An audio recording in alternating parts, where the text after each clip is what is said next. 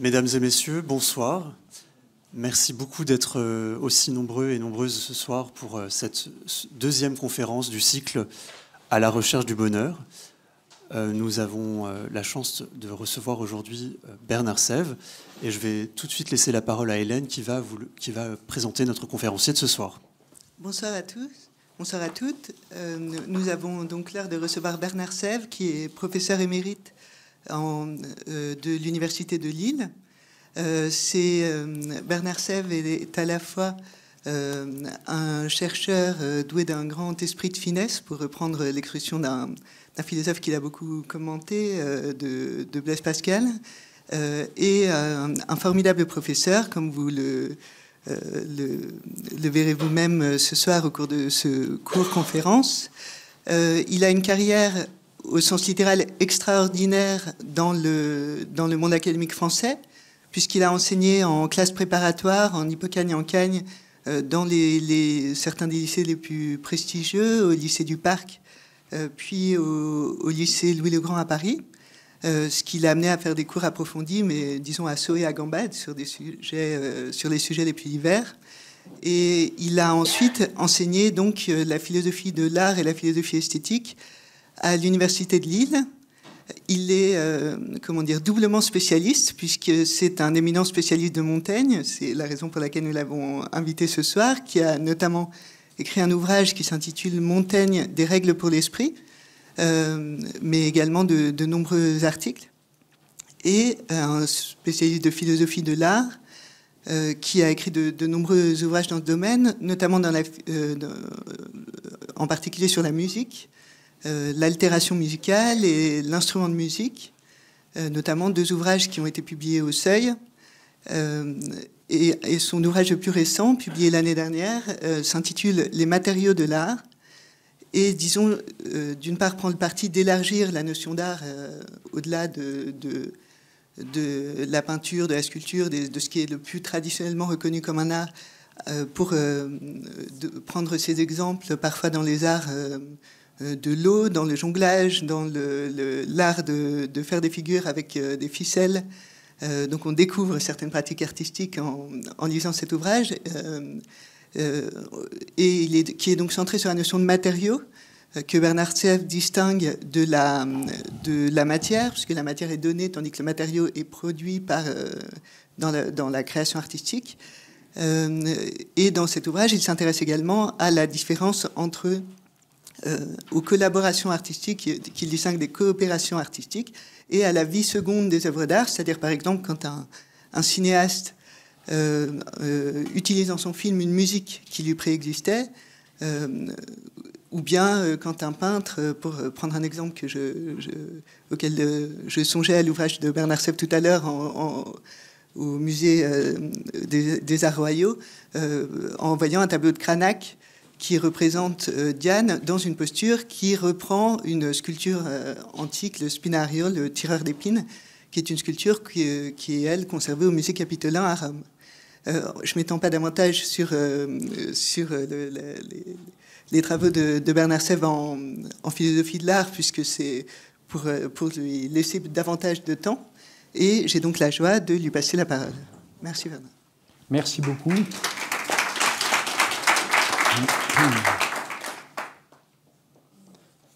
Merci. Je voudrais remercier l'ensemble du Collège Belgique et plus particulièrement Jean Leclerc, Johan Malinge pour la parfaite organisation de ma venue, Quentin Renis.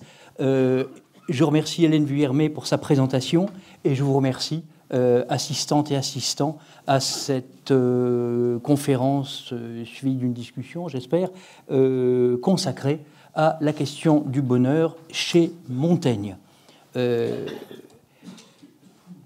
Montaigne peut sembler être le philosophe du bonheur par excellence. Sa sagesse est légère. Sa vertu, dit Pascal, pour le critiquer, est naïve, familière, plaisante, enjouée, et pour ainsi dire folâtre. C'est Pascal qui parle comme ça. Le livre unique de Montaigne, des Essais, est sans prétention, sans pédanterie, sans volonté d'instruire ou de réformer. L'image qu'on a souvent de Montaigne est celle d'un petit noble provincial, gascon, qui ne se connaît pas d'ennemis, qui est amateur de livres, qui médite dans sa tour en surveillant son vignoble, qui ne se prend pas au sérieux, et qui jouit d'un bonheur paisible tout en affichant un scepticisme modéré et souriant. Telle est l'image d'Épinal. Est-elle entièrement fausse, cette image ? Je ne le crois pas. Les images d'Épinal ont souvent un ancrage dans la réalité, mais un ancrage très distordu par la légende et par l'idéologie. Montaigne est bien un amoureux des livres, un ennemi de la pédanterie, de la scolastique, du dogmatisme et de l'esprit de sérieux en général. Un homme qui, à l'âge de 37 ans, a résigné sa charge de magistrat au Parlement de Bordeaux pour se retirer dans son château, espérant y vivre dans cette forme de sérénité ou de bonheur que les anciens appelaient « otium cum litteris ». Otium, ce n'est pas exactement l'oisiveté, c'est le fait d'être libéré ou libre de toute contrainte sociale, par exemple un métier, un engagement politique, des responsabilités commerciales. Otium cum litteris, c'est une vie paisible, retirée dans un univers de livres et de ce qu'on appellerait aujourd'hui la culture. Otium cum litteris, ce pourrait être une définition du bonheur. Et à certains égards, cette formule correspond bien à ce que vécut Montaigne, ou plutôt à son idéal de vie et de pensée vagabonde.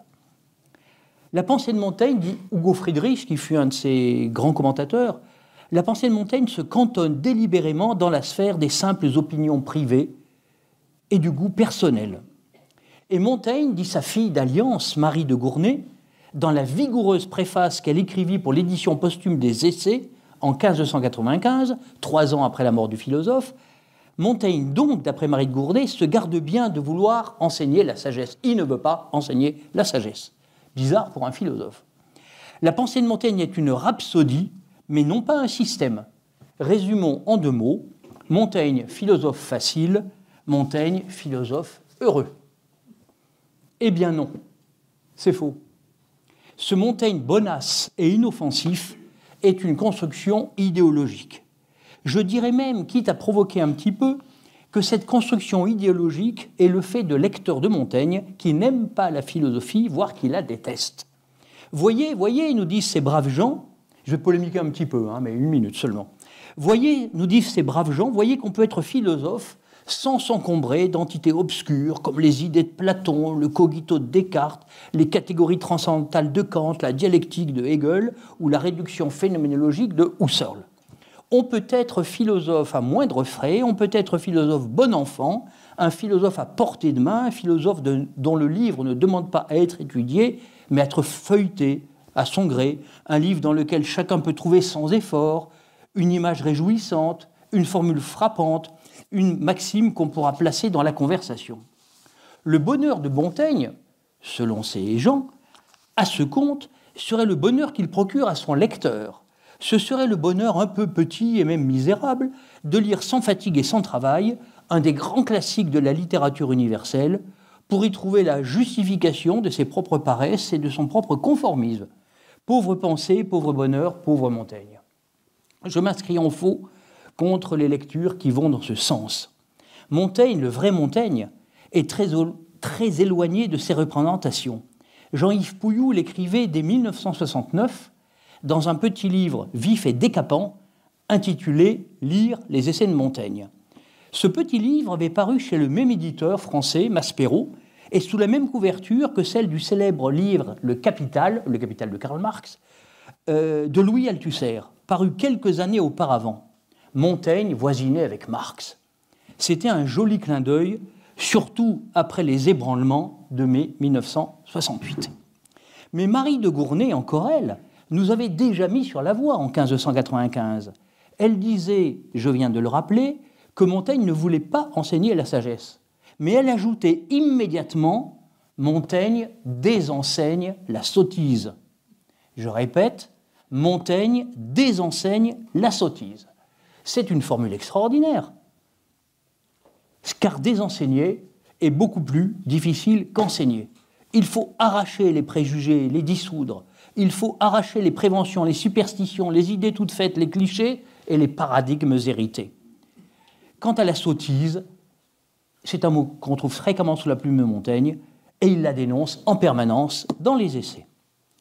Il est difficile de définir exhaustivement ce que Montaigne désigne sous le nom de sottise. Mais à coup sûr, c'est un mélange d'ignorance et de présomption.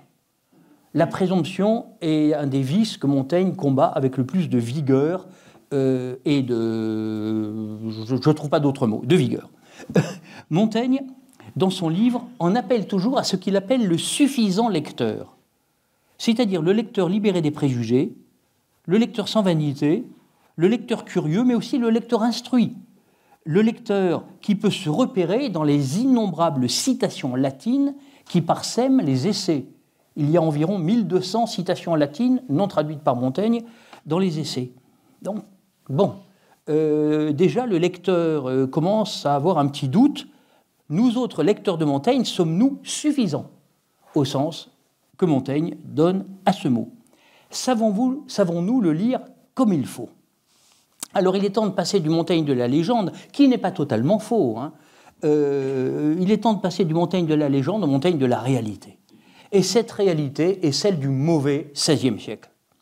Il y a en France un bon et beau XVIe siècle, celui de François Ier, du moins dans ses débuts, celui de l'humanisme, celui du château de Chambord, celui de la fondation du Collège de France, celui de la venue en France de Léonard de Vinci, celui de la Renaissance, en un mot.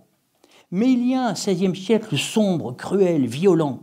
C'est celui des guerres de religion, conflits interminables, pleins de massacres, de tortures, de souffrances indicibles, de terreur, un siècle bien peu propice au bonheur. Ce XVIe siècle de terreur commence avec le massacre de Vassy en 1562, lorsque les troupes catholiques du duc de Guise massacrent une cinquantaine de protestants.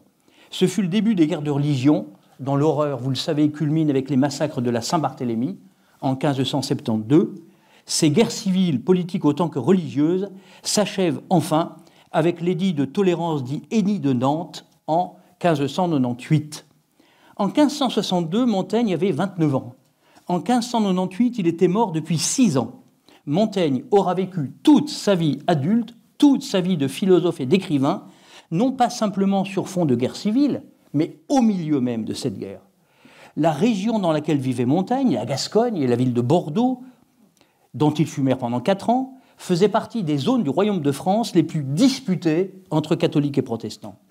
Les récentes biographies de Montaigne, dues pour l'une à Philippe II, pour l'autre à Arlette Joanna, décédée récemment, qui était une excellente historienne du XVIe siècle, incitent toutes deux ces biographies sur l'ancrage de la pensée de Montaigne dans cette violence endémique de la France du XVIe siècle, et aussi plus largement dans la vie politique de son temps. Contrairement à l'idée reçue, Montaigne ne vit pas retiré dans son château et sa tour d'ivoire. Il a exercé des responsabilités politiques sur lesquelles son livre est assez discret. Il fut maire de Bordeaux, je l'ai dit, il fut à plusieurs reprises médiateur, ambassadeur officieux, si on veut, entre les princes protestants et catholiques en guerre. Il ambitionna, semble-t-il, de devenir ambassadeur. Il cultivait l'amitié du roi de Navarre, futur Henri IV. Mais il cultivait aussi sa fidélité au roi de France.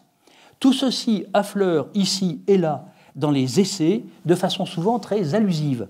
Gérald Nakam, une grande montaignienne, a montré que les essais étaient à la fois, pour reprendre le titre de son livre, le miroir et le procès de leur temps. Parcourons les premiers chapitres des essais. Il n'est question que de guerre, de meurtre, de torture et de tromperies de toutes sortes. Comme si Montaigne, dès l'ouverture de son livre, voulait avertir le lecteur « Apprends où tu mets les pieds, lecteur ». Le chapitre 2 du livre 1 s'intitule « De la tristesse ». Et Montaigne y évoque, je cite, « cette morne, muette et sourde stupidité qui nous transit lorsque les accidents nous accablent, surpassant notre portée ». Montaigne a vécu dans un temps de malheur. Peut-on être heureux dans un temps de malheur? Peut-on être heureux dans un temps de malheur? Cette question appelle une autre question préliminaire de nature philosophique. Peut-on être heureux tout court?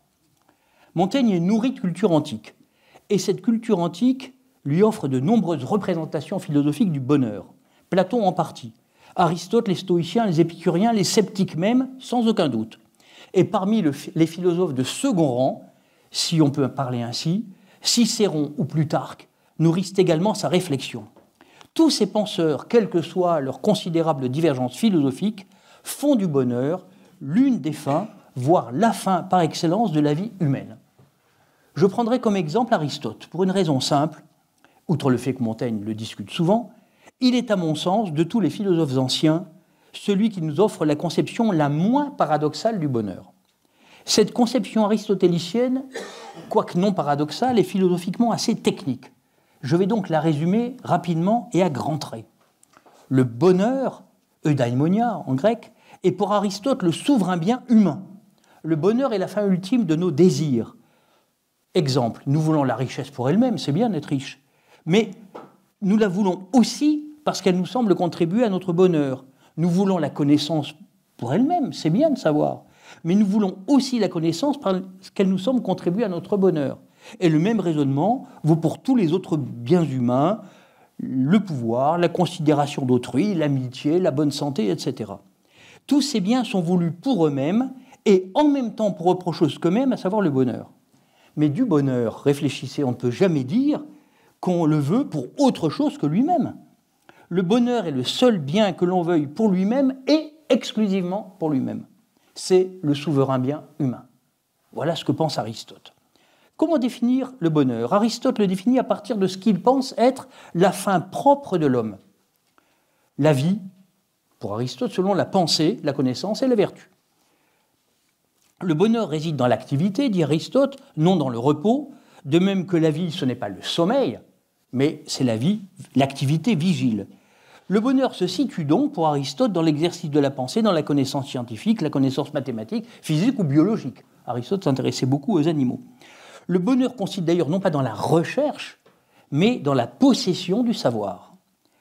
Le bonheur accessible à l'homme est pour Aristote comme un équivalent humain de la parfaite autarcie divine. Dieu se suffit à lui-même, il est autarcique. Équivalent seulement parce que le bonheur humain a besoin de biens extérieurs qui ne dépendent pas totalement de l'activité de l'individu. La santé, la richesse, les amis, ça ne dépend pas entièrement de nous. Alors que Dieu, selon la célèbre formule d'Aristote, Dieu n'a pas besoin d'amis, parce qu'il se suffit à lui-même. Nous, nous en avons besoin. Tout cela semble très raisonnable, et pourtant Montaigne rejette avec vigueur cette conception. Il la rejette pour une raison fondamentale. Aristote croit qu'il peut connaître l'essence humaine, et Aristote se trompe. Il n'existe pas, selon Montaigne, d'essence humaine. L'être humain est insaisissable. L'expérience nous fait rencontrer un très grand nombre d'individus étranges, bizarres, insaisissables, héroïques, parfois répugnants, parfois aussi. Les voyages de Montaigne, notamment son grand voyage en Allemagne, Suisse et Italie en 1580-1582, ses lectures, l'expérience du monde et des guerres ont convaincu Montaigne que nul ne pouvait savoir ce qu'était un homme ou ce qu'était une femme. En bien comme en mal, l'être humain est capable de tout. C'est une conviction profonde de Montaigne. L'homme, selon la formule de Marcel Conche, est pour Montaigne sans définition. Alors, si l'homme est sans définition, on peut plus se préoccuper de savoir ce que serait le bien humain, qui n'a pas de définition non plus. Le premier motif du rejet par Montaigne de la conception aristotélicienne du bonheur est donc un motif général. Aristote prétend connaître l'essence des choses, donc aussi l'essence de l'homme, mais le scepticisme de Montaigne barre la voie à cette possibilité. Alors, je ne vais pas développer davantage ce rejet par Montaigne de la conception aristotélicienne du bonheur, parce que ce motif est un peu général, on trouve tout le temps chez Montaigne, il est même un peu passe-partout. Aristote croit connaître l'essence humaine, il ne la connaît pas, donc on peut l'écarter. Bon. Mais Montaigne a un second motif qui est beaucoup plus spécifique et sur lequel je vais m'arrêter davantage. Un second motif pour rejeter la conception aristotélicienne et antique en général du bonheur. Il tient en une formule tout à fait extraordinaire du chapitre 9 du livre 3 des Essais, chapitre qui s'appelle « De la vanité ». Montaigne critique la vanité, tout comme il critique la présomption. Voici la formule de Montaigne. Je vais la lire lentement parce qu'elle est quand même particulière. La vie est un mouvement matériel et corporel, action imparfaite de sa propre essence et déréglée. Je m'emploie à la servir selon elle. Alors je commenterai la formule conclusive, je m'emploie à la servir selon elle plus tard. Là je m'en tiens déjà au début. La vie est un mouvement matériel et corporel, point, action imparfaite de sa propre essence et déréglée. Or, cette phrase est linguistiquement parlant difficile à construire. Est-ce l'essence de l'action ou est-ce l'essence de la vie qui est imparfaite? Il y a débat sur ce point entre les spécialistes. Mais au fond, dans la mesure où pour Montaigne, la vie est fondamentalement action, les deux interprétations finissent par se rejoindre. Et donc, je ne m'en soucie pas plus. La vie et l'action humaine sont donc pour Montaigne imparfaites de par leur propre essence. Or, cette idée est extraordinaire quand on est philosophe. Elle ruine dans l'œuf toute entreprise métaphysique de saisir l'essence de la vie humaine. Toute saisie d'une essence est saisie d'une perfection, en bonne philosophie. Car l'essence est ce que la chose a à être pour être pleinement elle-même. Pour paraphraser Aristote, l'essence d'un couteau, c'est sa fonction, c'est-à-dire couper et couper bien. Et l'essence de l'œil, c'est sa fonction, c'est-à-dire voir et voir bien. Un couteau qui coupe mal, un œil qui voit mal, sont inadéquates à leur essence, mais leur essence en elle-même, elle est parfaite. C'est eux comme objet concret, ce couteau, cet œil qui n'est pas tout à fait au niveau. L'imperfection, c'est de ne pas coïncider avec sa propre essence. Mais l'essence, par définition, est parfaite. Or, Montaigne emploie le mot métaphysique « essence » dans une phrase résolument anti-métaphysique. Je répète pour la troisième fois, la vie est un mouvement matériel et corporel, action imparfaite de sa propre essence. Imparfaite de sa propre essence. Mais c'est incroyable. Et déréglée, ajoute-t-il. Une essence est par nature parfaite. Une essence qui serait par nature imparfaite, voilà ce que Montaigne nous propose, ce qui est, encore une fois, tout à fait étonnant. C'est absurde pour un métaphysicien, qu'il soit aristotélicien ou même qu'il soit cartésien. Et puis ensuite, Montaigne ajoute déréglé. L'action est imparfaite de sa propre essence et déréglée. Alors déréglé redouble imparfaite ou plutôt déréglé surrenchérit sur imparfaite. Une chose peut être réglée mais imparfaite. Ça arrive. Mais si une chose est essentiellement déréglée, alors la question de sa perfection ne se pose même plus. Vous êtes d'accord? Donc si la vie et l'action humaine sont essentiellement imparfaites et déréglées, il faut renoncer au concept de bonheur.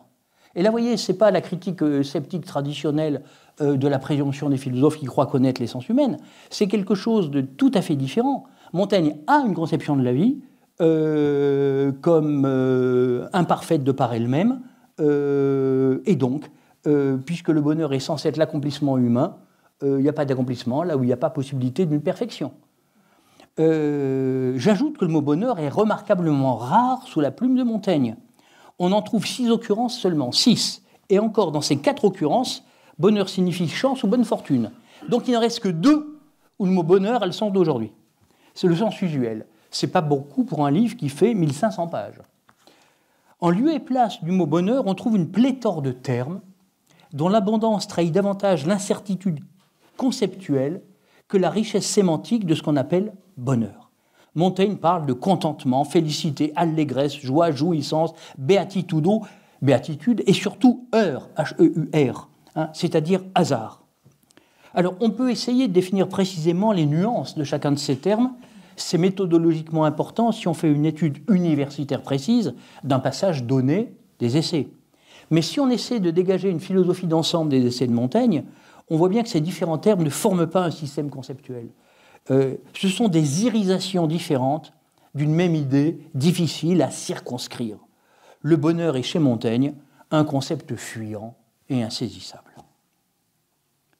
Nous n'en avons pourtant pas fini avec le concept de Montaigne chez bonheur, le concept de bonheur chez Montaigne, pardon, et je ne vais pas arrêter ici ma conférence et vous souhaiter le bonsoir.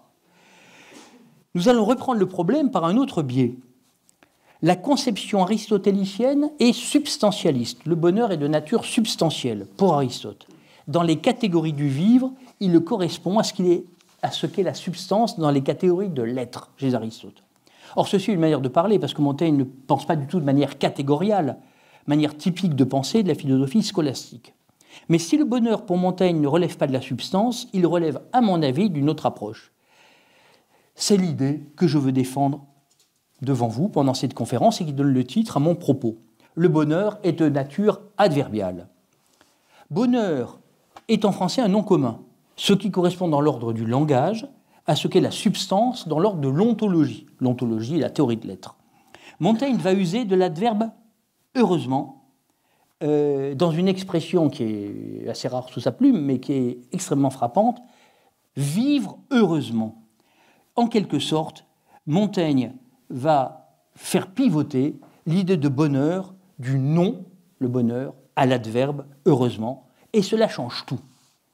J'examine une formule du chapitre du repentir, livre 3, chapitre 2.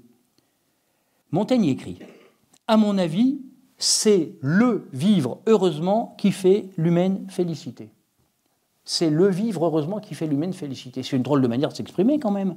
Pourquoi écrire le vivre heureusement au lieu d'écrire plus simplement le bonheur? Pourquoi employer une forme verbale, substantivée, le vivre heureusement, au lieu d'employer directement le substantif, le bonheur? Bon, c'est bizarre, mais c'est que le sens n'est pas du tout le même. Si vous écrivez, on va réécrire Montaigne, on va lui faire dire « c'est le bonheur qui fait l'humaine félicité ». Mais alors on fige la notion de bonheur dans une sorte d'état, comme si on savait ce que c'était. Puis en plus, on énonce une quasi-tautologie. Le bonheur, c'est la félicité, merci, on n'est pas très avancé. Bon. Mais si vous écrivez « le vivre heureusement », c'est l'humaine félicité, alors on étend dans la durée l'idée. Ce qui importe, c'est le fait de vivre, c'est l'acte de vivre, c'est la décision de vivre. Et l'adverbe « heureusement » devient une modalité de l'acte de vivre. C'est un adverbe, vivre heureusement, l'adverbe, le bonheur passe dans l'adverbe, donc dans la modalité de l'acte de vivre. Montaigne, pour le dire autrement, nous dit « vivez et tâchez de vivre heureusement ». L'accent se déplace, c'est une autre philosophie qui s'esquisse. Je résume, le substantif bonheur a laissé la place à l'adverbe heureusement, et symétriquement, la substance bonheur a laissé la place à la modalité heureusement, une modalité du vivre. Le bonheur n'est plus une fin, un idéal, un graal qu'il faudrait poursuivre et atteindre si on peut. Le bonheur est une certaine modalité du vivre. Que le bonheur ne soit plus une fin à atteindre présente une conséquence très importante. Car le mot fin a deux sens, le but ou le bout, comme dit Montaigne. Le but recherché ou le bout, c'est le terme atteint. Or, le bonheur n'est ni un but que l'on puisse se donner, on ne sait pas ce que c'est, ni un terme, on ne l'atteindra jamais, parce que la vie elle-même n'a ni but ni terme.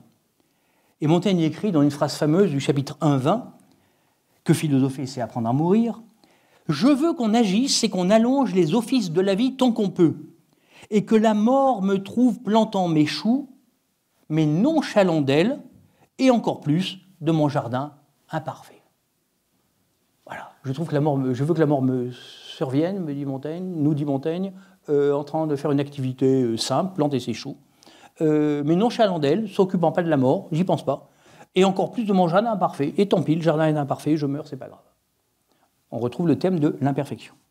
Transformé en adverbe, le bonheur est désubstantialisé, ce n'est pas une chose qui puisse être le but de notre action, et il ne peut être saisi par aucun concept. Il ne se donne indirectement que dans les exemples dont les essais sont émaillés. Or, le premier de ces exemples, ce sont les essais eux-mêmes. La pensée montagnenne du bonheur, ou plutôt du vivre sous la modalité de l'heureusement, doit être lue à la lumière de l'écriture des essais.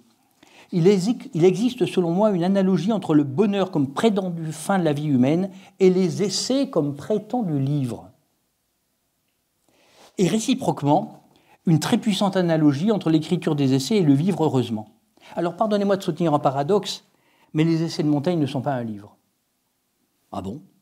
Ah, bien sûr, vous pouvez l'acheter en bibliothèque, non, vous pouvez l'acheter dans une librairie et le consulter en bibliothèque.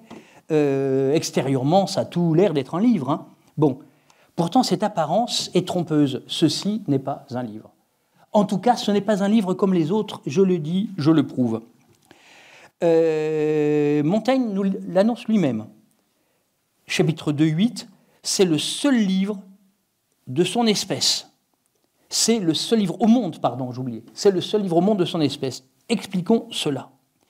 Lorsqu'un auteur écrit un livre, il présente en principe un texte complet, achevé et pour ainsi dire clos sur lui-même, même s'il s'agit d'un recueil d'aphorismes ou de maximes, comme chez Nietzsche ou chez La Rochefoucauld. Le livre de Montaigne est tout différent.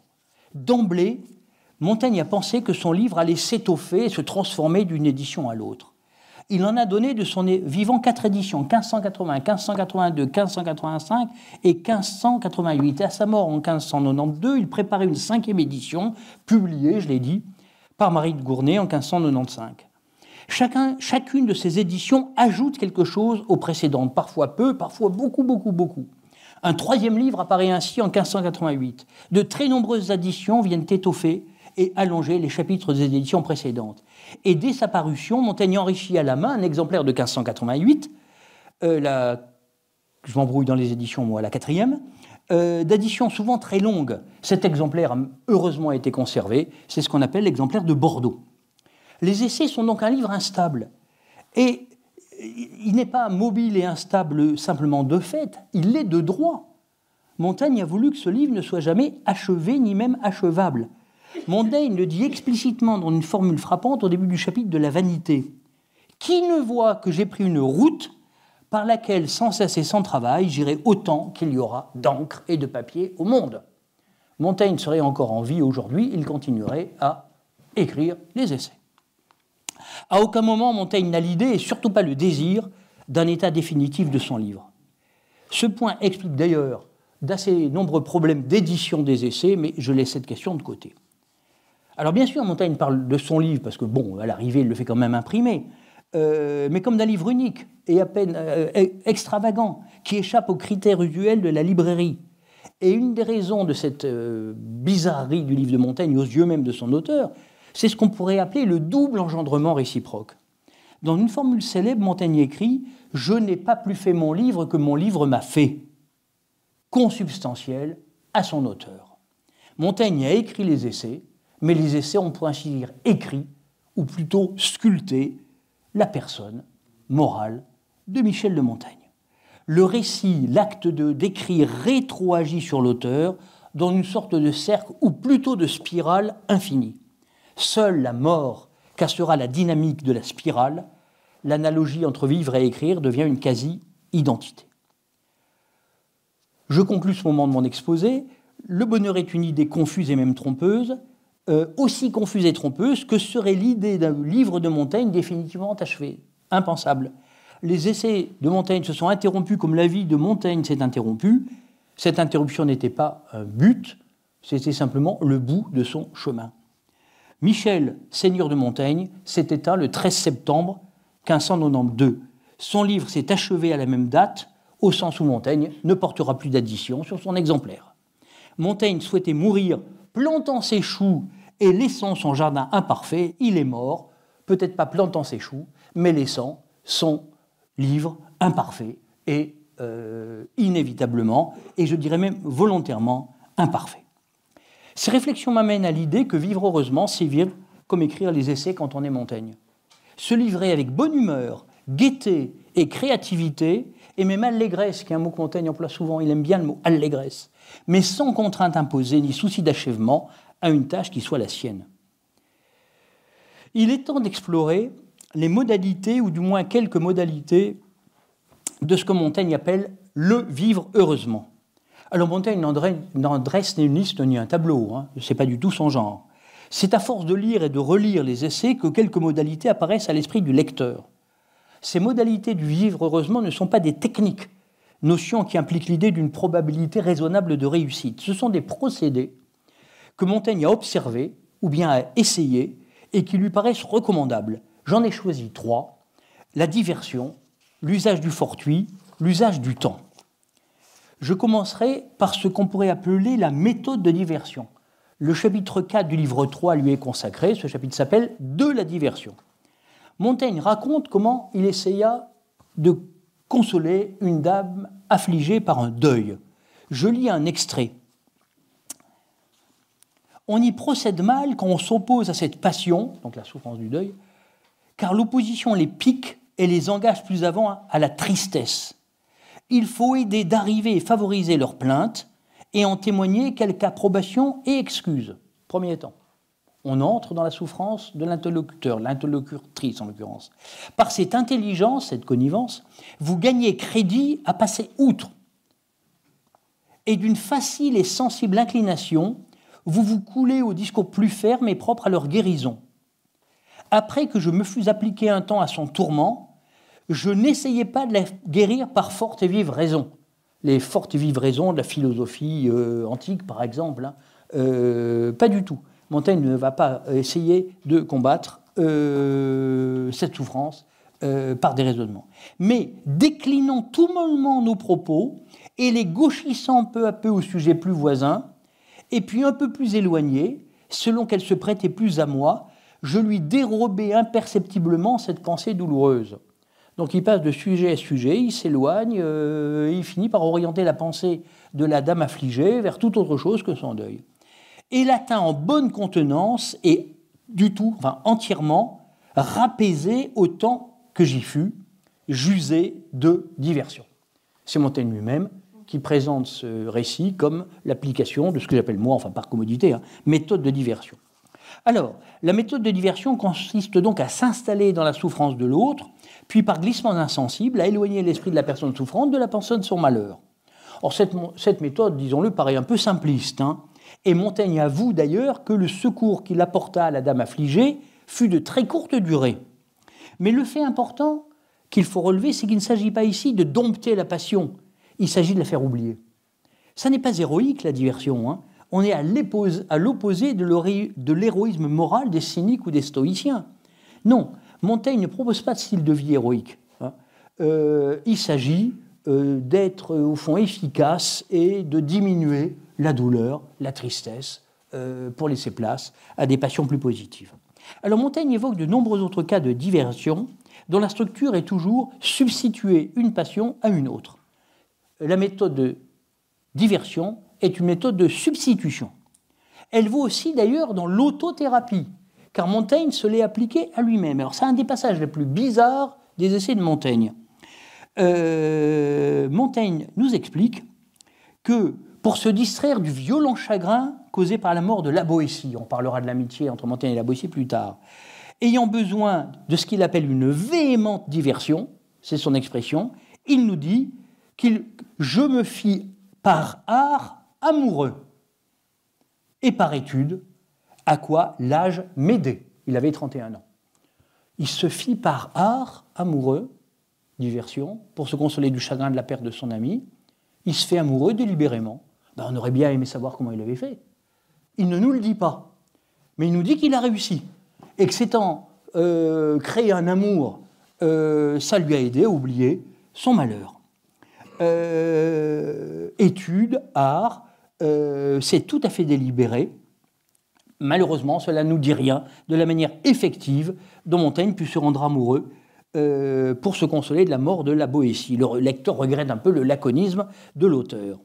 Si les techniques de manipulation d'autrui, je ne donne pas manipulation en sens péjoratif, sont assez bien connues, spontanément pratiquées avant d'être rationnellement fondées, les techniques beaucoup plus difficiles de manipulation de soi ou d'autogestion, comme dit le philosophe norvégien Jon Elster, sont difficiles à théoriser aussi.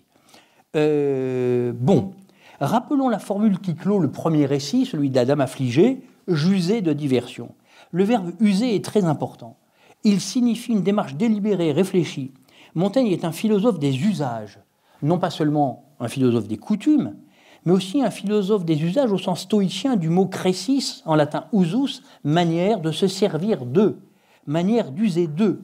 Comment usons-nous des choses, des êtres, des croyances du monde? Comment Montaigne use-t-il de la diversion? Comment nous incite-t-il, si on a envie d'être un peu plus heureux, de vivre un peu plus heureusement, justement de nous divertir, pas au sens banal du terme, bien sûr, ni non plus au sens de Pascal, mais d'user de diversion.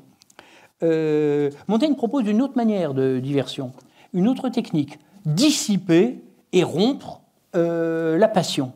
Alors là, il s'agit de lutter contre la puissance amoureuse. Quand on est happé par un amour toxique, comme on dit maintenant, eh bien, nous dit Montaigne, il faut le couper en petits morceaux.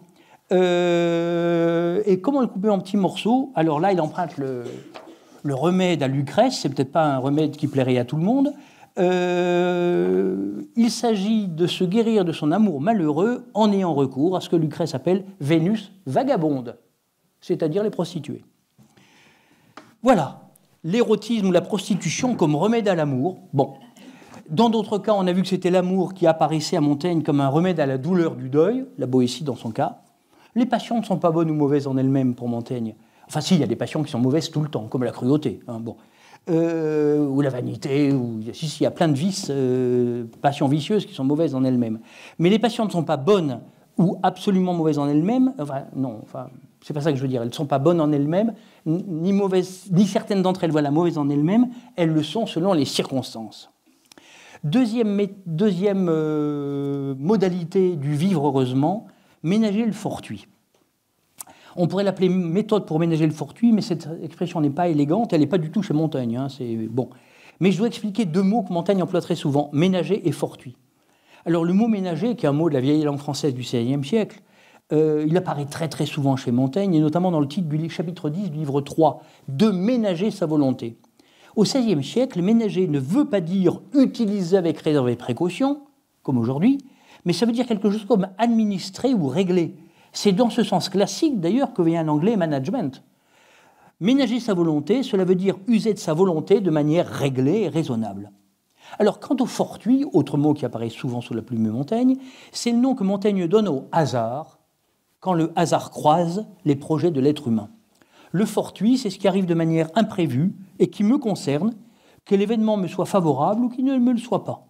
Le fortuit correspond au contingent, à l'accidentel. Ce peut être une occasion favorable ou un imprévu fâcheux. Le fortuit montagnien n'est pas une catégorie logique, ce n'est pas une propriété objective du monde, c'est l'ensemble des surprises de la vie. Or, le grand talent, et ça sert beaucoup au vivre heureusement, ça consiste à transformer le fortuit, qui est juste un truc qui arrive, en occasion. En occasion, c'est-à-dire en événement utilisable. Une occasion, c'est un événement qu'on peut utiliser pour en faire quelque chose. Une occasion, c'est un levier pour mon action. Eh bien, transformer le fortuit en occasion, voilà le talent. Mais comment le fortuit peut-il devenir la matière et l'objet de mon action ? Deux raisons semblent s'opposer à tout usage volontaire et rationnel du fortuit. Premièrement, la première est que l'action humaine ne peut s'exercer que sur des objets qui offrent un minimum de stabilité et de prévisibilité. Or, le fortuit, par définition, le truc qui vous tombe dessus, pour parler populairement, ça n'est ni stable ni prévisible. Le fortuit échappe, et il n'est connu que dans le moment même de sa survenue ou dans l'après-coup immédiat. C'est l'irruption de l'inattendu, c'est la rencontre inopinée, c'est l'obstacle imprévu, c'est la phrase qui nous échappe et qu'on ne peut pas rattraper, c'est la mauvaise ou tout aussi bien la bonne humeur qui nous envahit soudain, c'est la réaction surprenante d'autrui qui nous désarçonne, c'est le revirement brusque d'un partenaire, c'est la main qui dérape, c'est la parole qui manque à l'orateur. Et pour prendre un exemple bien fâcheux, mais dont Montaigne parle longuement, non sans complaisance, c'est le membre viril qui défaille au point de son action. Ça tracassait Montaigne, ça. La deuxième raison est plus redoutable encore. La deuxième raison qui fait qu'il est douteux qu'on puisse ménager le fortuit, et pourtant Montaigne pense qu'on le peut. C'est que le fortuit travaille au cœur même de la volonté humaine. Le fortuit, ce n'est pas seulement des choses extérieures qui nous arrivent. J'ai évoqué un changement d'humeur. D'un seul coup, on change d'humeur, on ne sait pas pourquoi, c'est fortuit. Bon. Le fortuit n'est pas seulement hors de nous, il est aussi en nous. Le fortuit ne gouverne pas seulement, pas moins notre action en amont, dans la réflexion et la prise de décision, il la gouverne aussi en aval, dans les effets imprévus de ce que nous nous sommes finalement résolus à faire. Quelques citations que je ne commente pas de Montaigne. Selon moi, ce ne sont que mouches et atomes qui promènent ma volonté. Donc le fortuit. Bon. Il y a quelques actions en ma vie desquelles on peut justement nommer la conduite difficile ou qui voudra prudente. De celles-là même, donc des actions dont Montaigne assume dont Montaigne reconnaît qu'elles ont été prudentes. De celles-là même, poser que la tierce partie soit du mien, les deux tierces sont à la fortune. Donc Montaigne s'accorde dans ses actions les plus prudentes, le tiers de la causalité, mais les deux autres tiers, c'est la fortune, le hasard, le fortuit. Notre sagesse même et consultation suit pour la plus grande part la conduite du hasard. Ma volonté et mon discours, mon raisonnement, se remuent tantôt d'un air, tantôt d'un autre, et il y a plusieurs de ces mouvements qui se gouvernent sans moi. Ma raison a des impulsions et agitations journalières et casuelles. Casuel, à casus le hasard, donc voilà. Et même ma vertu, dit Montaigne, est une vertu, ou innocence pour mieux dire, accidentelle et fortuite. Bon. Alors la réponse à ces deux difficultés est à chercher du côté de la notion d'improvisation. Montaigne dit sur l'improvisation des choses très importantes. Devant l'événement imprévu et perturbateur, je peux perdre mes moyens, perdre la tête et faire n'importe quoi. Mais je peux aussi improviser. et réagir avec audace, sang-froid et détermination. C'est l'un des thèmes d'un chapitre court mais passionnant, le chapitre 10 du livre 1, du parler prompt et tardif. Je lis juste une phrase. « Au don d'éloquence, les uns ont la facilité et la promptitude. Et ce qu'on dit le bout or, la capacité à répliquer, le bout or, si aisé qu'à chaque bout de champ, ils sont prêts. Les autres, plus tardifs, ne parlent jamais rien qu'élaboré. » Voilà. Il y a ceux qui ont l'esprit de répartie et ceux qui doivent bien préparer leurs propos parce qu'autrement, ils n'y arriveront pas. Cette différence du prompt et du tardif est théorisée par Montaigne selon un double modèle. Un premier modèle est professionnel. Le prompt, c'est l'avocat qui doit à l'audience rebondir sur quelque chose qu'il n'avait pas prévu et que lui dit le procureur, l'adversaire, enfin bon. Le tardif, c'est le prêcheur, le prédicateur. Bon. Un second modèle de distinction du prompt et du tardif relève d'une sorte de théorie des facultés. La promptitude, dit Montaigne, c'est le fait de l'esprit humain, vif, voilà. Et la tardivité, c'est le fait du jugement. Ce qui est remarquable, c'est que dans l'improvisation, le fortuit répond au fortuit. L'improvisation, c'est le parler prompt, naturellement. Le parler tardif, celui qui a tout écrit et qui se contente de lire, bon, il n'y a pas d'improvisation, par définition. En revanche, l'avocat qui doit improviser, mais ça vaut aussi pour d'autres métiers, hein, dans la politique, dans les affaires, bon, il faut être capable d'improviser un discours, une réplique, un argument. Dans l'improvisation, donc, le fortuit répond au fortuit. Ce qui est fortuit, c'est ce que va dire l'adversaire, par exemple, ou l'autre partie. Je ne m'y attendais pas, moi, avocat. Ma capacité à improviser, qui elle-même joue sur le fortuit. Hein, il y a du fortuit dans l'improvisation. La présence d'esprit, comme on dit si bien, consiste à répliquer au fortuit sur le mode du fortuit, alors que le jugement demande à être bien réfléchi et bien pesé. Voilà. Cette capacité d'improvisation est essentielle à la conversation, à l'échange que Montaigne appelle conférence. Et Montaigne dit on répond toujours trop bien pour moi si on répond à propos. C'est la notion d'à propos sur laquelle je veux attirer juste une seconde votre attention. La notion d'à propos répond à celle d'improvisation, mais elle lui est donc apparentée. Il y a une part d'improvisation dans la capacité à répondre à propos, même quand cet à propos est étayé sur un savoir solide ou un jugement très construit. Hein. Résumons la doctrine morale du fortuit. Il faut savoir accueillir le fortuit, lui faire sa part, ne pas tenter l'impossible, le maîtriser. On ne peut pas maîtriser le fortuit, il faut lui faire sa part. Hein. Il ne faut pas s'en laisser affecter. Ménager le fortuit, ce sera d'abord faire un juste partage entre ce qui peut relever au moins partiellement de mon action et de ma responsabilité, et ce qui relève purement et simplement de la fortune. Troisième exemple des modalités du vivre heureusement, l'usage du temps, et c'est le troisième texte que je vous ai photocopié. Je vais lire en entier. Je tenais à ce que vous ayez quelques textes. Bon, les autres textes, je n'aurai pas le temps de les lire, je vous y renverrai, mais celui-ci, je veux le lire en entier parce que pour moi, c'est une pépite intellectuelle et humaine. C'est à la fin des essais, à la fin du chapitre de l'expérience, livre 3, chapitre 13. J'ai un dictionnaire tout à part moi. Je passe le temps quand il est mauvais et incommode. Quand il est bon, je ne le veux pas passer. Je le retâte, je m'y tiens. Il me faut courir le mauvais et se rasseoir, s'arrêter au bon. Cette phrase ordinaire de passe-temps et de passer le temps représente l'usage de ces prudentes gens qui ne pensent point avoir meilleur compte de leur vie que de la couler et échapper, de la passer, gauchir, et autant qu'il est en eux, ignorer et fuir, comme chose de qualité ennuyeuse et dédaignable. Les gens qui cherchent des passe-temps, ils n'ont pas envie de vivre. Voilà ce que nous dit Montaigne. Ils veulent que ça passe le plus vite possible. Mais, dit Montaigne, je la connais autre. Hein, la vie, je la connais autre et la trouve éprisable, donc ayant beaucoup de prix, hein, c'est ça que veut dire prisable, éprisable et commode, voit en son dernier décours où je la tiens. Montaigne, à l'époque, a 57-8 ans, il mourra à 59 ans, mais il pense qu'il est très très très vieux, ce qui pour l'époque d'ailleurs était en partie vrai. Hein. Donc le dernier des cours, ça veut dire, bon, je suis au bout de ma vie. Mais même en étant au bout de course, je connais la vie prisable et commode. Il y a du ménage, donc de l'art du travail, enfin on a commenté le mot déjà, il y a du ménage à jouir de la vie. Hein. Je la jouis au double des autres, car la mesure en la jouissance dépend du plus ou moins d'application que nous y prêtons. Voilà, je ne dirais pas une recette, parce que c'est pas du tout une recette, c'est pas l'esprit de Montaigne, une recette. Mais voilà une pensée qui peut avoir de l'importance dans notre vie concrète. Hein. Je la jouis au double des autres, car la mesure en la jouissance dépend du plus ou moins d'application que nous y prêtons. Je vais prendre un exemple un peu trivial, excusez-moi, mais si vous mangez quelque chose qui est très bon, mais que vous le mangez en pensant à autre chose très vite et emporté par un raisonnement ou une discussion, vous ne sentez pas le goût. Souvenez-vous de Montaigne.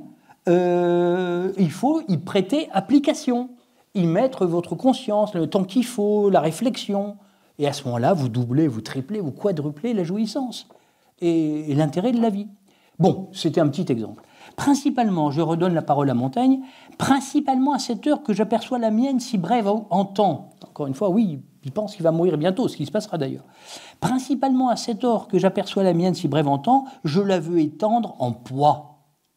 J'ai plus beaucoup de temps à vivre, je joue sur le poids. Et le poids, c'est l'application que je vais mettre, la concentration de ma pensée, de ma volonté sur ce que je vis. Je veux, alors écoutez cette phrase, je veux arrêter la promptitude de sa fuite par la promptitude de ma saisie. C'est extraordinaire. Le temps file, on sait bien que le temps file. Bon, il est prompt. Mais la promptitude de ma saisie, le fait que je saisis le temps qui passe et que j'essaie de, comment dirais-je, de le construire, pas spirituellement, intellectuellement, je ne trouve pas le bon terme, éthiquement, voilà. Et par la vigueur de l'usage, on retrouve le mot usage, décisif, compenser la hâtivité de son écoulement.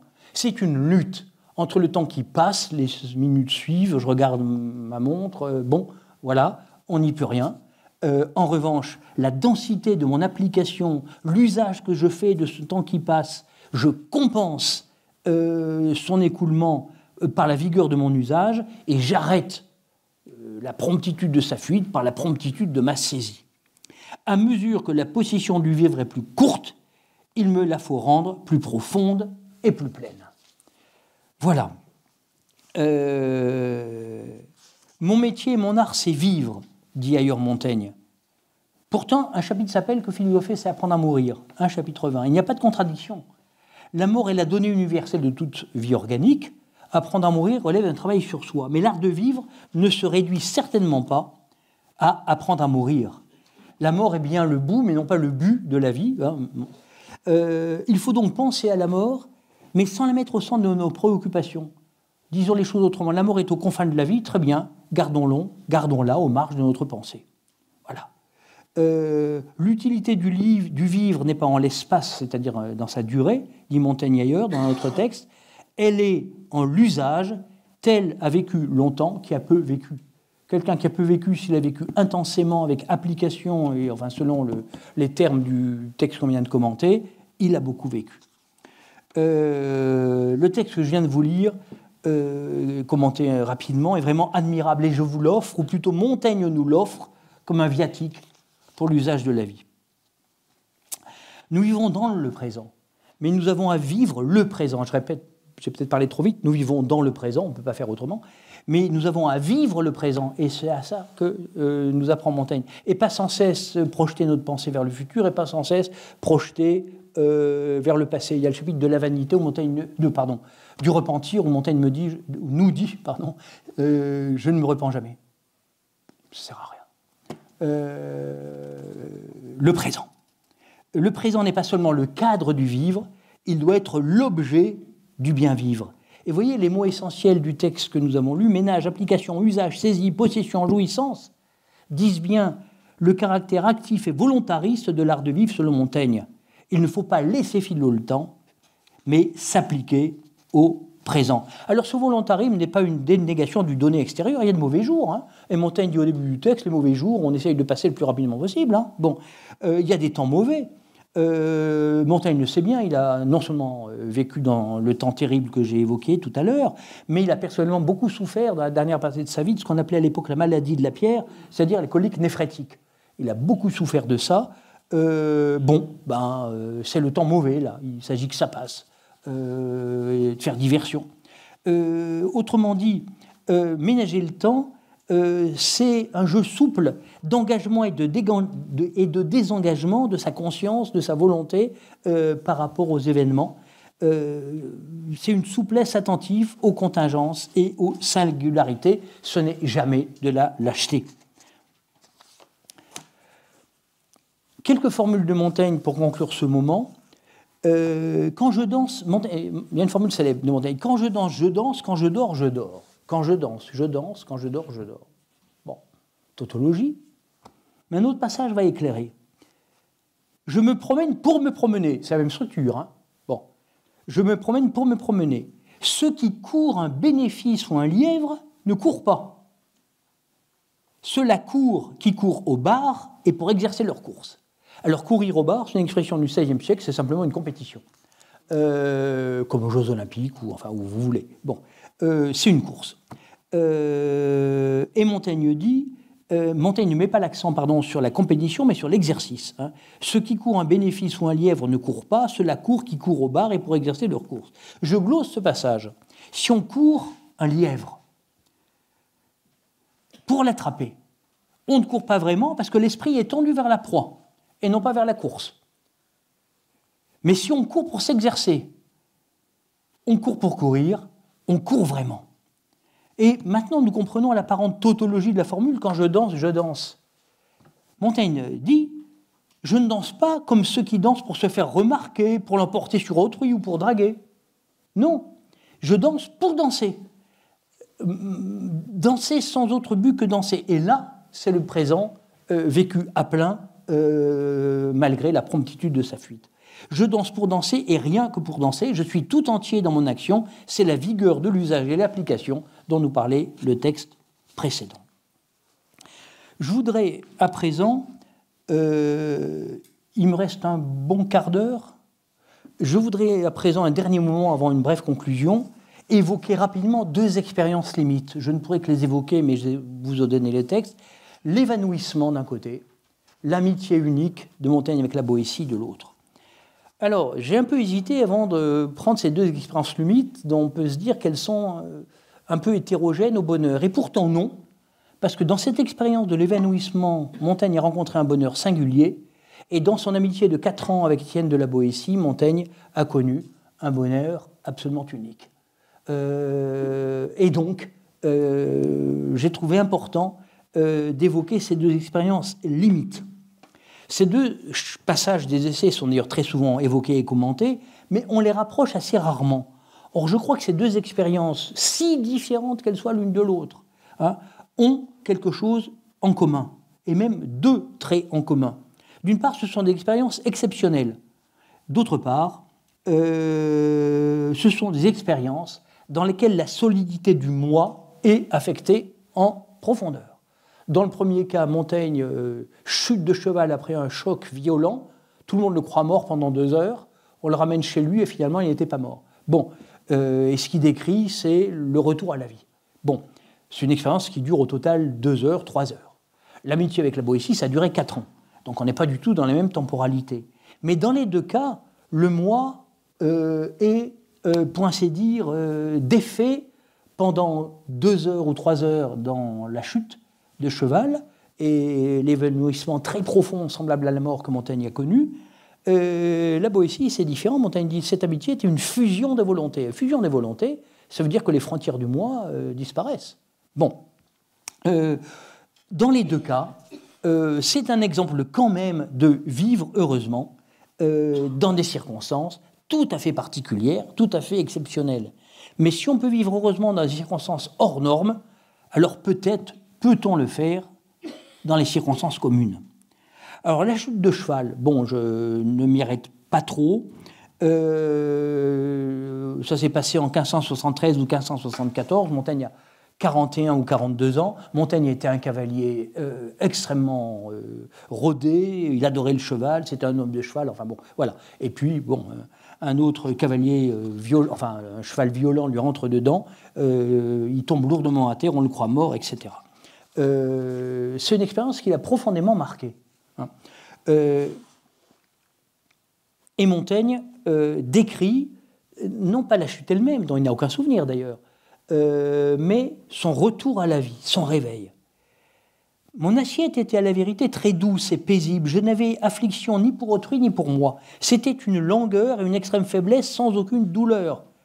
Je vis ma maison sans la reconnaître. Quand on m'eut couché, je sentis une infinie douceur à ce repos, car j'avais été vilainement tirassé par ces pauvres gens, bon, ces domestiques, qui avaient pris la peine de me porter sur leurs bras par un long et très mauvais chemin. Je saute. C'eût été, sans mentir, une mort bien heureuse, car la faiblesse de mon discours, de ma conscience, me gardait d'en rien juger, et seul du corps d'en rien sentir. Je me laissais couler si doucement et d'une façon si douce et si aisée, que je ne sens guère autre action moins pesante que celle-là était. Alors en fait, c'est un texte très difficile, parce que Montaigne décrit à la fois son réveil, il reprend conscience, et pourtant une sorte de consentement à se laisser aller à la mort. C'est un texte qui est très étrange et qu'il faudrait lire. Si je vous donne l'envie d'aller y voir, je suis content. Hein. Bon, voilà. Ce qui m'arrête ici, c'est la formule « c'eût été sans mentir une mort bien heureuse ». Il parle ici de la mort passage, parce qu'en français, la mort, ça peut être la mort état, quelqu'un est mort, et puis la mort de quelqu'un au sens où ses dernières heures ou ses dernières minutes. Bon. La mort heureuse est ici pour Montaigne la mort sans conscience et sans sensation. Et pourtant, ce que décrit Montaigne, c'est, je l'ai dit, ce retour d'une conscience, mais d'une conscience qui ne sent rien, il ne souffre pas. Il nous dit que le lendemain, il souffrira beaucoup. Hein. Bon, quand il aura repris sa pleine conscience, il est un peu cassé de partout, il le sentira. Mais pas dans ce moment qu'il nous décrit. Voilà. Alors, l'idée de douceur est importante dans la description de cette expérience. Je n'y reviens pas. Ce n'est pas le dernier mot de Montaigne sur le bonheur, il n'y a jamais de dernier mot chez Montaigne, bien sûr. Hein. Et la vie, ce n'est évidemment pas cette douceur d'une semi ou d'une totale, enfin d'une semi-inconscience et d'une absence de sensation. Non.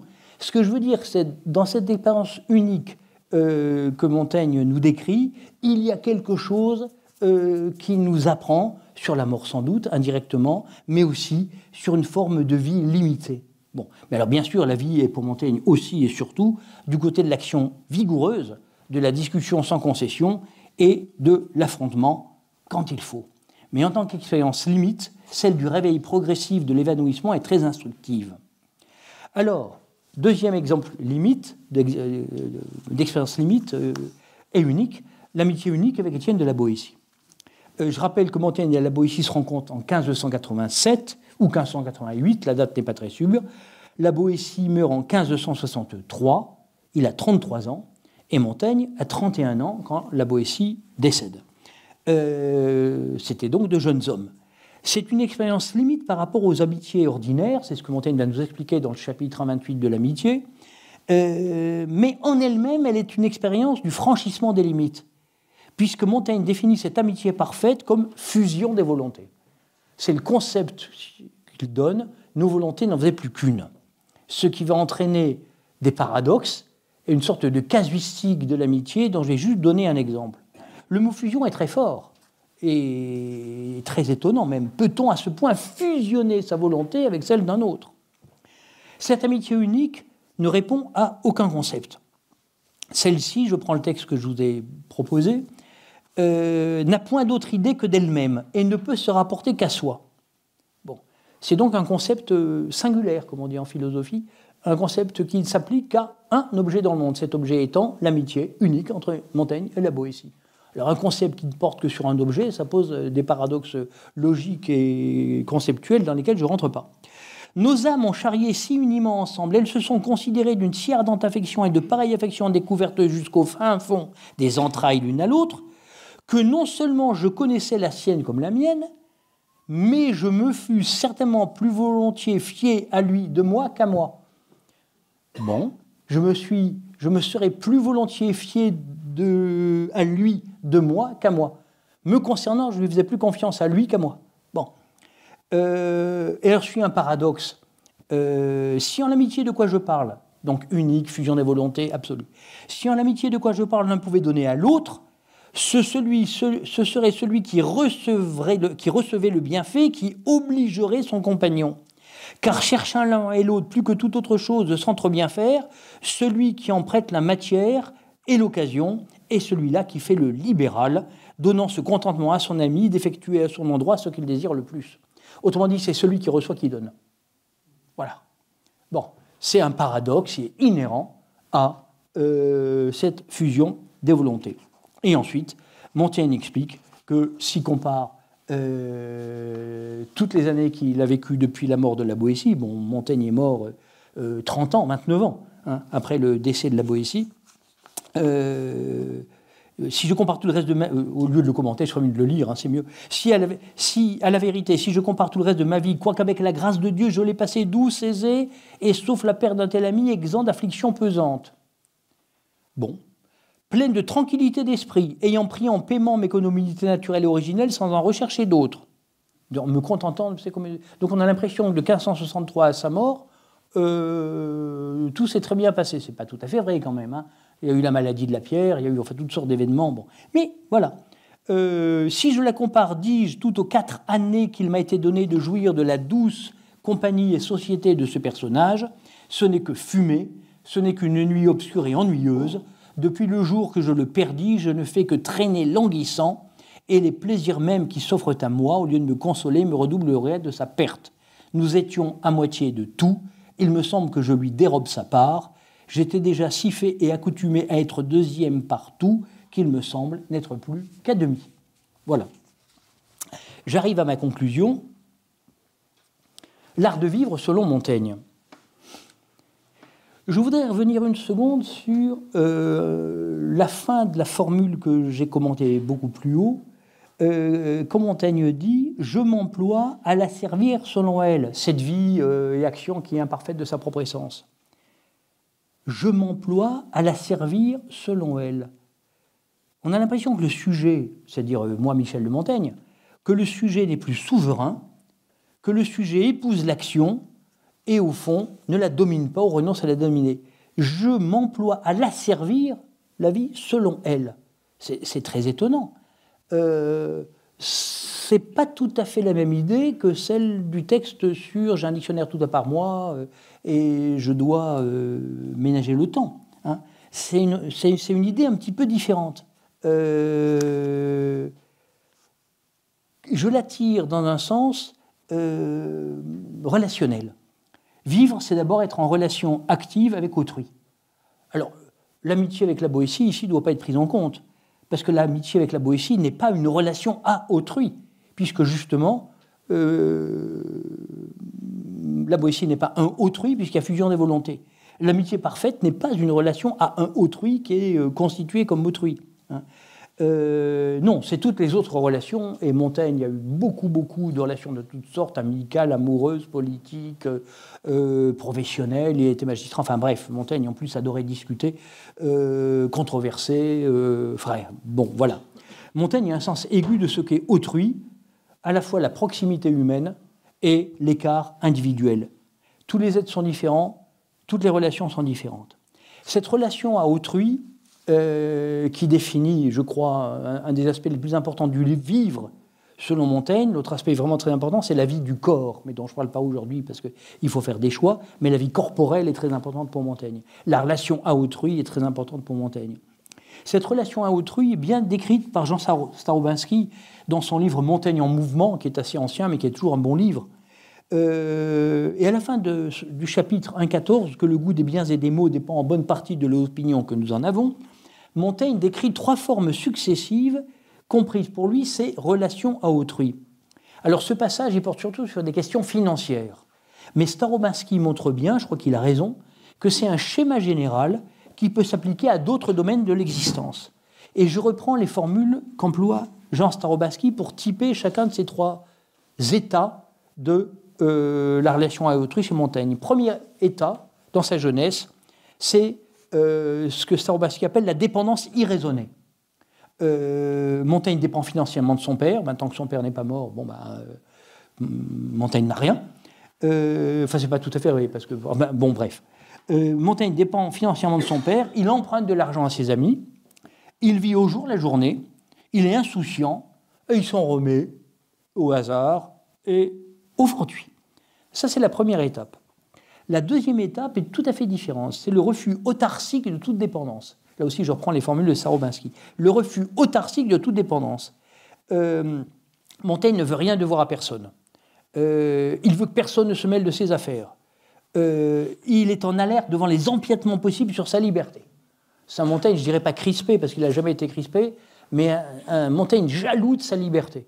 Il a une formule quand il dit « si le roi de France m'interdisait... » Non, ce n'est pas le roi de France. S'il y avait un canton obscur à l'autre bout du monde où on m'interdisait d'aller, alors que je n'avais aucune intention d'y mettre les pieds, mais je considérais que ma liberté est attaquée. Je ne veux pas qu'on m'interdise quoi que ce soit. Refus autarcique de toute dépendance.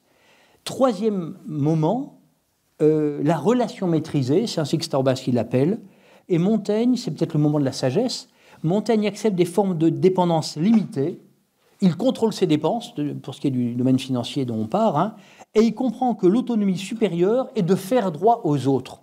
Alors c'est intéressant, c'est peut-être un peu trop schématique, mais c'est quand même intéressant de la part de Starobaski d'avoir généralisé un petit peu ce que Montaigne dit lui-même, des trois moments de son rapport à l'argent. Ce qui me paraît important dans cette analyse, c'est la prise en compte du temps de la vie et de l'expérience personnelle. Dans la vie, on mûrit, et Montaigne, évidemment. Il a fallu du temps à Montaigne pour trouver l'équilibre entre les diverses forces qui structurent l'expérience humaine. Montaigne n'est pas autocentré. Parlant de lui, il parle d'autrui. Parlant de lui, il parle à autrui. « Nul plaisir n'a goût pour moi sans communication », écrit Montaigne. C'est une belle formule. « Nul plaisir n'a goût pour moi sans communication ». Et cette relation à autrui est l'objet, sans communication avec un autrui bien sûr, sans partage. Cette relation à autrui est l'objet central des chapitres de l'amitié, des trois commerces, de l'art de conférer, mais aussi des chapitres plus politiques consacrés à la diplomatie, à la guerre, aux choses publiques, à l'éducation. Et si Montaigne condamne radicalement le mensonge, c'est parce que le mensonge corrompt à sa racine la communication avec autrui et la possibilité même d'une société, car nous ne nous entretenons les uns les autres que par la parole. Ce goût pour la discussion, la communication et même l'engagement pour le bien public, je l'ai dit, n'est pas une fuite de soi, tout au contraire. Il faut, dit Montaigne dans une formule extraordinaire, arriver à soi.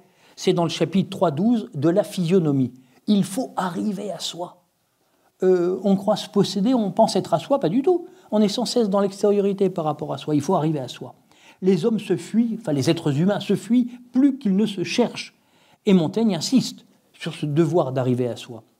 Je ne voudrais pas conclure en laissant croire que la sagesse de Montaigne, sa conception du bonheur, ou du vivre heureusement, peut se résumer en quelques formules, en quelques citations, en quelques extraits. C'est l'inconvénient d'une conférence d'1h15 sur un gros livre, qui n'est pas un livre, mais qui est un livre quand même. Il faut au contraire entrer dans la texture vivante des essais de Montaigne. Il faut se battre avec une langue qui est souvent difficile, mais on finit toujours par la comprendre. Et cette difficulté même de la langue de Montaigne, c'est la difficulté du XVIe siècle, la langue du XVIe siècle, mais c'est aussi la difficulté de la manière la manière dont Montaigne écrit. Cette écriture très serrée, cette expérience multiforme et exceptionnelle qui fut celle de Montaigne, il faut se battre avec, il faut conquérir, pour ainsi dire, ce texte. Mais c'est dans l'épaisseur et la densité de son livre, de ce livre unique, dans l'inachèvement contribue à sa fraîcheur et à son dynamisme. C'est dans la lecture à la fois amicale et sérieuse des essais que vous rencontrerez ce que Montaigne peut nous apprendre du bonheur, du vivre heureusement, et nous transmettre peut-être quelque chose du bonheur qui fut le sien. Je lui laisse le dernier mot, qui sont aussi les derniers mots des essais. C'est une absolue perfection, et comme divine, de savoir jouir loyalement de son être. Nous cherchons d'autres conditions pour n'entendre l'usage des nôtres, et sortons hors de nous pour ne savoir quel il y fait. Si avons-nous beau, nous avons beau, hein, si avons-nous beau monter sur des échasses, car sur des échasses encore faut-il marcher de nos jambes, et au plus élevé trône du monde, si ne sommes assis que sur notre cul. Les plus belles vies sont à mon gré celles qui se rangent au modèle commun et humain, avec ordre, mais sans miracle et sans extravagance. Et juste un mot de commentaire sur ce texte merveilleux. On a, dans le même mouvement, l'idée que c'est une absolue perfection et comme divine, de vivre quoi? De vivre selon le modèle commun et humain. Il ne s'agit pas de chercher dans une transcendance dangereuse la perfection elle est là, dans notre condition humaine, mais il faut la vivre heureusement. Je vous remercie.